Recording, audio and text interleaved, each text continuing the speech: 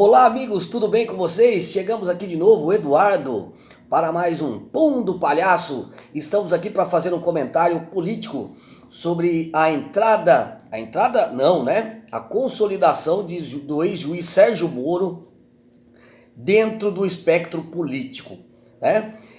Agora que ele está oficialmente, né, dentro do espectro político, porque agora ele se filia a um partido político, então cabe-nos julgá-lo a partir desse espectro político, né? Quando você entra no debate político, você está dentro do campo político, então você tem que jogar com o seu capital, né? Nós temos que também fazer uma análise. Na realidade, nós temos que questionar então Sérgio Moro, né, sobre a ética dentro da justiça e da política. Bom, ele, enquanto juiz, dizia a todo momento, né, olha, eu não vou entrar para a política não é a minha área, não é a minha área, não é a área que eu estou acostumado, eu sou um homem técnico. Ora, mas aí as pessoas perguntam, nossa, mas ele não tem direito de mudar de opinião? Ele tem direito de mudar de opinião. O problema é quando ele começa a mudar de opinião de uma hora para outra. A todo momento ele está mudando de opinião. Esse é o problema. É quando você não tem convicção. Quando você não tem convicção, você muda de opinião muito fácil. Né? É esse o problema. É a velocidade da mudança de opinião. Claro que a gente pode mudar de opinião. O conhecimento faz isso com a gente. Né? E o Bourdieu já dizia muito isso, né? Que o campo político é o campo que vai atrair as pessoas que se têm capital político em outro campo. Exemplo, um médico dentro da área médica, ele ganha capital dentro da área médica, mas também ele ganha capital político. Um grande comunicador. E agora nós vemos um juiz entrando para a esfera política. Né? Bom, mas isso não é novidade. Nós temos o caso dos polímeros, ou seja, se a gente pegar o livro do Miceli, são os polígrafos. No começo da República nós temos caras como o Rui Barbosa. O Rui Barbosa era um jurista, um diplomata, um escritor, um poeta, jurista e político. Rui Barbosa era. Só que nós só queremos comparar, né, os membros da República de Curitiba com o Rui Barbosa. Longe disso. Mesmo porque o juiz Sérgio Moro não se lembra na entrevista com com o Bial, né, da Rede Globo, ele disse não se lembrar do último livro que ele leu. Então é um homem que está pegando o seu capital simbólico do campo jurídico e transformando para o político. Isso tem perdas, né? A primeira perda que você tem, o Bourdieu dizia isso, quando você transfere o capital de um campo para outro, você tem perdas dentro daquele capital que você estava anteriormente. Qual foi a perda que o Sérgio Moro vai ter dentro desse espectro? A ética, né? No campo ético. Por quê? Veja, o que é a ética? Vamos apelar aqui para a ética Nicômano, um dos grandes clássicos, né, da antiguidade, que vai dizer o seguinte, olha, acompanha comigo, ética a Nicômano, né, de Aristóteles, vai fazer um julgamento, né, vai expor sobre a República de Platão, vai dizer o seguinte, a ética não é um conceito abstrato e distante, não é um conceito abstrato e distante, encerrado no ambiente de ensino, ou seja, não é só ensinar a ética, mas é percebido como algo prático e palpável, um exercício que permite o florescer da felicidade humana. Portanto, Sérgio Moro, a ética, ela é clara. Em qual momento você estava transportando o seu capital político para o capital jurídico para o capital político? No meio do julgamento que você fez da campanha dentro da Lava Jato. Então, vamos lá, pegar pela questão ética, né? Essa questão ética. Você já estava saindo do campo jurídico e indo para o político na metade do sistema da Lava Jato. Por quê? Porque você soltou seletivamente notícias para a imprensa, e aí você queria ganhar capital simbólico e político dentro da imprensa. Do jeito que você deu uma entrevista, né, agora em novembro, entrando para o Podemos, você vai dizer, olha, nós estávamos combatendo a corrupção. Portanto, você já tinha a sentença antes de tudo acabar. né? Você já tinha a sentença antes de tudo acabar. Portanto, você já estava se transportando para o campo político há muito tempo, né? E pegando um texto aqui da Solange, depois eu posso deixar aqui embaixo, o texto dela é o texto da Suzana do Carmo, e ela vai fazer algumas considerações que eu vou fazer aqui com vocês, né? Ele não é Rui Barbosa, pelo contrário, né? Então ele não soube esconder as suas reais pretensões políticas dentro do judiciário. Ela vai dizer o seguinte, olha, preste atenção comigo, acompanhe o raciocínio.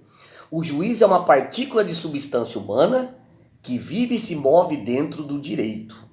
Se essa partícula de substância humana, o juiz, tem dignidade e hierarquia espiritual, o direito terá dignidade e hierarquia espiritual. Se você não se corromper, se você tiver ética, o direito também terá ética. Porém, se o juiz, como homem, cede ante suas debilidades, que ele é debilitado intelectualmente, porque como você é um juiz, representa o Estado em última instância, lógico que você não é o Rui Barbosa, mas as suas debilidades, que é a tentativa de passar do campo jurídico para o político, o direito, ela vai dizer, o direito se dará em sua última instância e definitiva revelação. Vai se revelar. E foi isso que aconteceu. Tanto é que as suas sentenças foram todas anuladas pelo Supremo Tribunal Federal. E com razão. Aí ele vai continuar dizendo, a sentença poderá ser justa ou injusta, porque os homens necessariamente se equivocam. Não se inventara ainda uma máquina de fazer sentenças. E aí que a gente pode ver muito bem num grande livro chamado, o Carnelucci, chamado Como se faz um processo. No dia em que for possível decidir os casos judiciais, como decidem as carreiras de cavalo, mediante um olho eletrônico que registra fisicamente o triunfo ou a derrota, a concepção constitutiva do processo carecerá de sentido, e a sentença será uma pura declaração, como queria Montesquieu. Enquanto não se fabrica essa máquina de fazer sentença, que seria muito fácil, a gente vai ver em filmes como O Juiz, lá, né?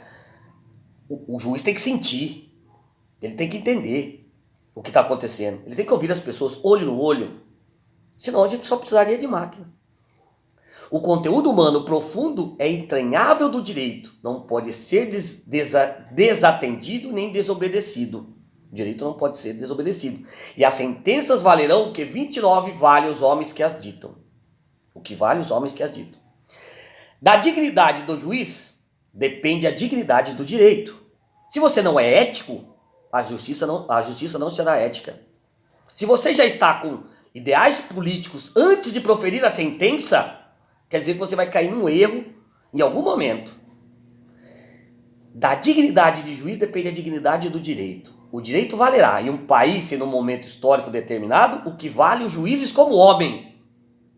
As suas sentenças foram todas anuladas. Isso representa o que é você. No dia em que os juízes tiverem medo, nenhum cidadão dormirá tranquilo. Qual era seu objetivo? O seu objetivo, Sérgio Moro, primeiramente, era uma vaga no STF. O problema todo que eu estou dizendo a você não é mudar opinião, é a velocidade. Mal você tinha acabado de dar uma sentença condenando as pessoas, no caso da Lava Jato, você já pulou para o lado contrário da política, você já estava na política. Você já estava dentro da Lava Jato, você já tinha escolhido um caminho. Ou escolher ser ministro e largar toda a sua carreira, perder capital simbólico dentro do campo jurídico, você não pensou duas vezes. Você não pensou duas vezes que poderíamos questionar a sua ética. Então quer dizer que você é maleável quanto à ética. E você já se tornou ministro dentro de um campo político. Porque o que mais importava naquele momento das sentenças da Lava Jato não era o conteúdo simplesmente jurídico, era o político que estava decidindo o futuro de uma nação. E por isso que teve seletividade seletividade nas notícias para a imprensa. E é por isso que as suas sentenças foram anuladas. Então, quando você aceita ser ministro da Justiça, você não estava indo para o Ministério Técnico. Você queria, primeiramente, num primeiro momento, ir para o STF. E quem sabe, depois do STF, pleitear um cargo político. Mas você partiu para a política porque o cargo de ministro da Justiça não é um cargo jurídico, é um cargo político. Porque são instituições políticas. É só dar uma olhadinha no livro da Marilena Chaui sobre o que são as instituições políticas. Um livro basiquinho sobre introdução à filosofia. E aí, ele vai dizer aqui no final, que é essa parte. Medo. O juiz não pode ter medo. Por que você, ao invés de ter ido ao lado do presidente da República, não se lançou automaticamente? Você não se lançou automaticamente porque era o trampolim para ir ao STF e o trampolim para ir para a vida política.